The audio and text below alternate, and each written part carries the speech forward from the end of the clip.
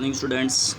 हम अपने 4th chapter पे आए हुए हैं और हमने पिछली बार क्रॉप्स के टाइप्स और हमारे यहाँ पर क्रॉप पैटर्न किस प्रकार से रहता है और हमने मेजर क्रॉप्स के ऊपर आए हुए हैं हम, जिसमें से हमने पिछली बार हमने राइस के बारे में पढ़ा था। अब हम राइस से आगे की ओर चलते हैं। दूसरे नंबर पर हमारी क्रॉप आती है वो वीट आती है भाई। तो स्टार्ट करते हैं हम वीट से आज। This is the second most important carrier crops. It is the main food crops in the north and north western part of Hind country. This is a rabi crops, requires a cool growing seasons and a bright sunshine at the time of the ripening. It requires 50 to 75 centimeter of annual rainfall evenly distributed over the growing seasons. There are two important wheat growing zones in the country: the Ganga-Satluj plain in the northwest and the black soil region of the Deccan. The major wheat production states are Punjab, Haryana, Uttar Pradesh, Bihar and part of the Madhya Pradesh. देखिए, जिस प्रकार से हमने बात की कि दक्षिणी भारत में बहुत बड़ी मात्रा में हमारे यहाँ पर क्या है कि चावल खाया जाता है, तो उसी प्रकार से यदि हम उत्तर भारत की जब बात करते हैं मोटे तौर पर, तो उत्तरी भाग में क्या है कि हमारे यहाँ पर बहुत बड़ी मात्रा में क्या है कि भी वीट का उत्पादन किया जाता है। और दूसरे नंबर की जो फसल है कि जो सबसे ज़्यादा हमारी जो खाद्य फसलों की बात करें तो दूसरी हमारी खाद्यान्न फसल रहेगी। उसके बाद जैसे हमने बात किया उत्तर, और हमारा जो उत्तर पश्चिमी जो पार्ट होता है वो एक मेजर हमारा क्षेत्र रहता है जहाँ पर हम क्या है क्रॉप्स को उगाते हैं, हमारी वीट को। यहाँ तक कि क्या है, एक रबी की क्रॉप है जिसमें हम मानते हैं कि भी हम अक्टूबर सितंबर के आसपास बो देते हैं और मार्च अप्रैल के आसपास हम इसको काट लेते हैं। अब इसी बात के लिए क्या है कि भी 50 से लेकर 70 सेंटीमीटर तक हमें क्या है वार्षिक वर्षा की आवश्यकता रहती है। इसके साथ साथ क्या है कि भी यदि हम बात करें, थोड़ा सा आप समझते हैं कि जब बोते हैं तो सर्दियों के मौसम में, और जब ये पकने को तैयार होती है तो उसके लिए क्या है सनशाइन बहुत बड़ी मात्रा में आवश्यक रहता है अभी। उसके बाद यदि हम बात करें, भारत में 2 एरियाज़ हैं जैसे हमने बात की। एक तो हमारा क्या है चीज़, हमारा जो क्षेत्र यदि हम बात करें गंगा और सतलुज का मैदान है वहाँ पर देखने को मिलेगा, और एक हमारा जो दक्षिणी प्लेटू है, हमारा दक्कन प्लेटू की बात करेंगे जो हमारा ब्लैक सोइल से बना हुआ, तो वो दूसरा क्षेत्र है। यदि हम बात करें पंजाब, हरियाणा, उत्तर प्रदेश, बिहार, राजस्थान और मध्य प्रदेश की, तो ये क्या है राज्य हमारे लीडिंग रहते हैं जहाँ पर सबसे ज़्यादा मात्रा में हमारा यहाँ पर उत्पादन होता है भाई। उसके बाद यदि हम बात करें मिलेटस की, मिलेटस मीन्स आप समझते हैं मोटे अनाज होते हैं। Jowar, bajra and ragi are the important millets grown in India. Through these are known as the coarse grain. They have very high nutritional value. For example, ragi is a very rich in iron, calcium, other micronutrition and rough-phase. Jowar is the third most important crops with respect to area and production. It is a rain-fed crops mostly grown in the most moist areas which hardly need irrigation. Major jowar producing states are Maharashtra, Karnataka, Andhra Pradesh and Madhya Pradesh. देखिए, उसके बाद यदि हम बात करें, हमारे पास ज्वार है, बाजरा है या फिर हमारी क्या रागी होती है, ये बहुत बड़ी मात्रा में भारत में भी उगाए जाते हैं, भी मोटे अनाजों की खेती के अंदर आते हैं।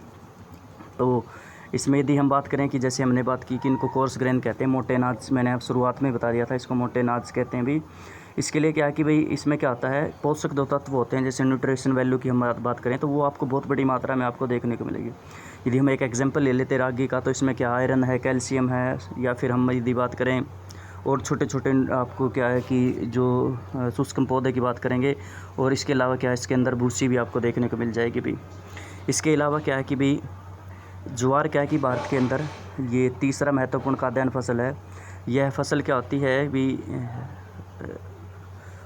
और प्रोडक्शन के हिसाब से it is a rain fade crops, यानी कि इसमें क्या वर्षा पर निर्भर आप कह सकते हैं कि वर्षा आप कह सकते हैं ज़रूरी होती है, और अधिकतर जो आर्द्र क्षेत्रों में उगाए जाने के कारण इसमें क्या है कि भी सिंचाई क्षेत्र आपको बहुत ही कम देखने को मिलेगा। अब यहाँ पर बता कि भी रेन पे डिपेंड होती है, तो इसलिए क्या है कि इरिगेशन की उन क्षेत्रों में इसकी आवश्यकता बिल्कुल भी नहीं पड़ती भाई।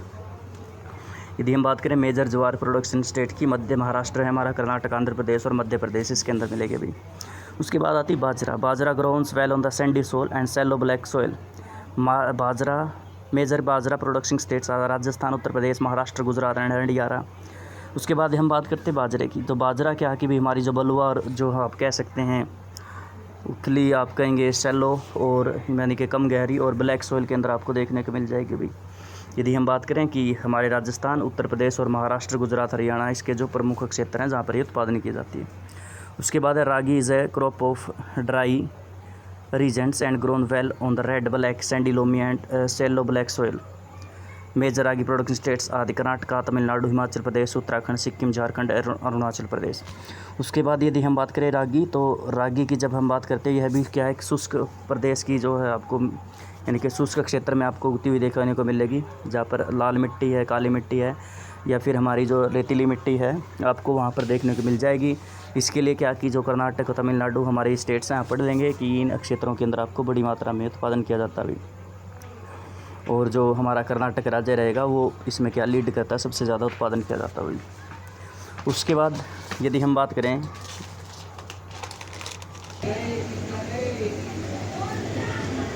यदि हम आगे की तरफ चलते हैं तो आगे हमारा नंबर आता है, हम बात करते हैं हमारे मेज़ की मक्का। It is a crop which is used both as a food and fodder. Most important चीज़ है हमारे लिए। तो यदि हम बात करें इस क्रॉप की, तो ये हमारे लिए हमारे खाद्य पदार्थों के लिए और चारा, दोनों कामों के अंदर इसको प्रयोग किया जाता है।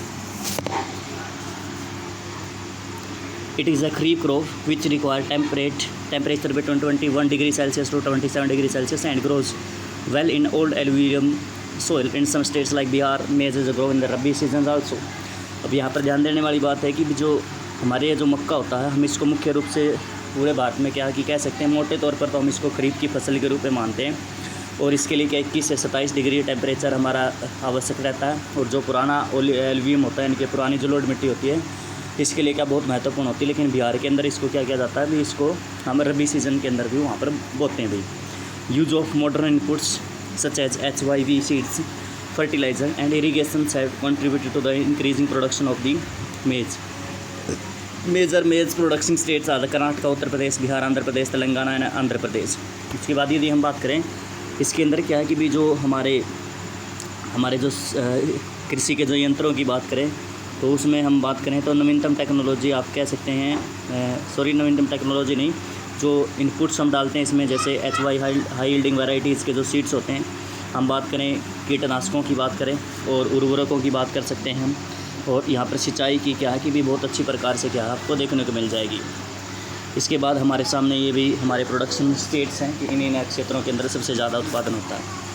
उसके बाद यदि हम बात करें पल्सेस की, तो pulses India the largest producer as well as the consumer of the pulses in the world.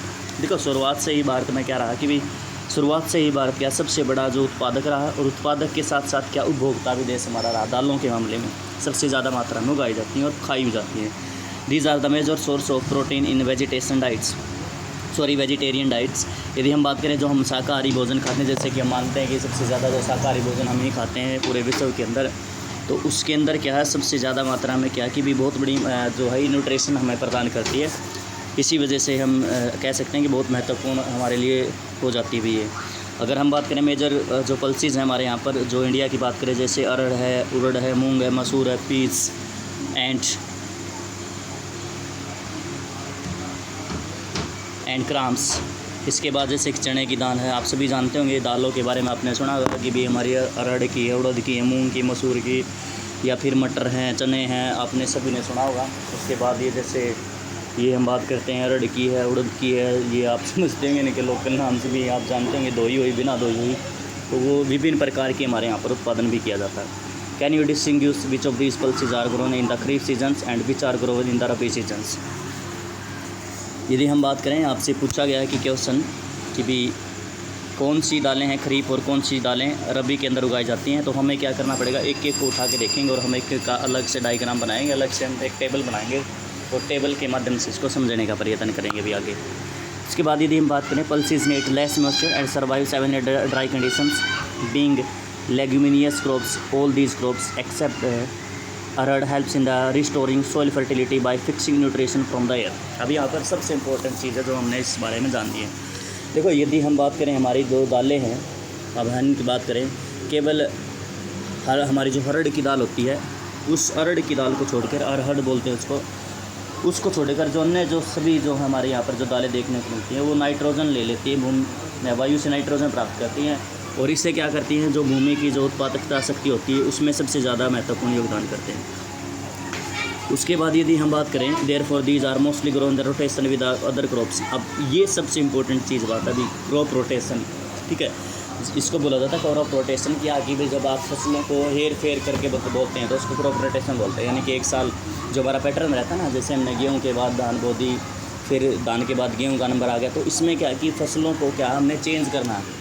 अब जैसे कि हमने क्या कि भी मान लीजिए अब हम क्या करते हैं कि भी गेहूँ के बाद मान लीजिए हमने कपास वगैरह हमने बो दी, या फिर हम धान के बाद गेहूँ बो रहे हैं तो कोई अन्य प्रकार की जो रबी की क्रॉप्स है वो हमने उगा दी। तो इसमें क्या है कि वो जो अगर इस प्रकार से करते हैं और वहाँ पर दालों को हम यूज करते हैं, जैसे ऊपर की वो हमने बात की कि अरहर को छोड़कर सिर भी होता है, बाकी क्या करते हैं ये नाइट्रोजन को क्या करते हैं वायु से प्राप्त कर लेते हैं और भूमि की उर्वरता शक्ति को बढ़ाते हैं। और यदि हम बात करें हमारे यहाँ पर इंडिया में क्या है कि मध्य प्रदेश, उत्तर प्रदेश, राजस्थान, महाराष्ट्र और कर्नाटक, ये आपको बहुत बड़ी मात्रा में देखने को मिल जाएंगे जो क्या करते हैं अपना उत्पादन करते हैं भाई। बस भाई।